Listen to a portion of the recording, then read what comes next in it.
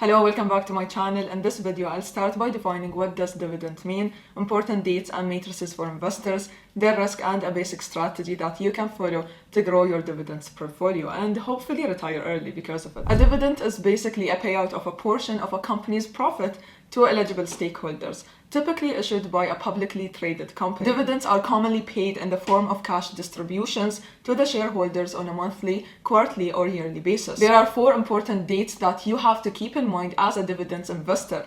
The first date is the declaration date, which is when the board of directors announces its dividends payments. And then there is the ex-dividends date. This is the cut-off day for being eligible to receive the dividend payment. Then there is the date of record, where current shareholders on record will receive a dividend. This is the day when a company records which shareholders are eligible to receive the dividend. And finally, the pay date. This is the day when the dividend is paid to the shareholders. There are some key matrices to keep in mind when investing in dividend stocks, such as dividend yield, which is a ratio of how much cash flow you are getting for each dollar invested in a stock. As a stock's price increases, its dividend yield usually decreases. Another metric to keep in mind is payout ratio, which is the dividends as a percentage of a company's earnings. If a company earns $1 per share in a net income and pays $0.5 per share as dividend, then the payout is 50%. The lower the payout ratio, the more sustainable a dividend should be. Another metric is the total return.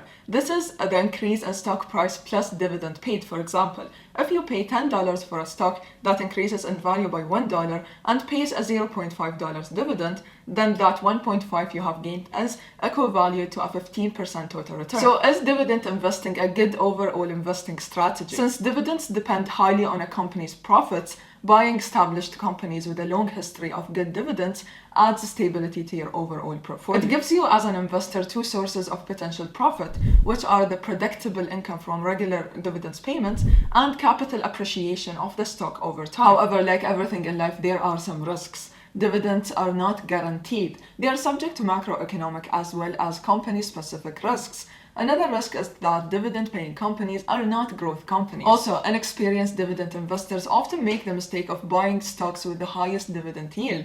Therefore, it is really important to carefully analyze stocks with high dividend yields, because as the company's stock price continues to decline, its yield goes up. Now, let me share with you a dividends investing strategy. Investing in the best dividend stocks and creating a dividend growth investing strategy depends on your investing needs and time horizon. Yet, there are few strategies that can help you generate consistent income. With a dividend investing strategy, whether the markets drop significantly or rise exponentially becomes less important, so long as the dividend remains intact and the underlying fundamentals of the stock are in place. It is important to structure your income portfolio with a margin of safety and to diversify across companies with different risk portfolios. Because as I mentioned before, these companies are not obligated to distribute dividends, and they might decide to cut their dividends, like what happened during the financial crisis in 2008-2009, where almost all the major banks either reduced or cut their dividends payouts, despite their history of being consistent and stable dividend paying companies. You must determine the financial strength and quality of a company by understanding its underlying financial and its ability to generate cash flow, pay its obligations, and return capital to shareholders. Therefore, you have to look at a company's leverage ratios, cash flows, payout ratios, dividend yields, and share buybacks. If you want safer dividend-paying companies, you can search for dividend kings, those companies that have increased their stock's dividends for more than 50 consecutive years. And also there are dividend aristocrats, which are companies with more than 25 years of consecutive dividends increase. You cannot completely eliminate the risk of a dividend cut, but you can lower the risk to ensure that you generate your desired annual income. But remember to focus on high-quality companies with a strong record of dividend growth. And that's all for today's video. Don't forget to smash the like button and subscribe for more content. See you next time.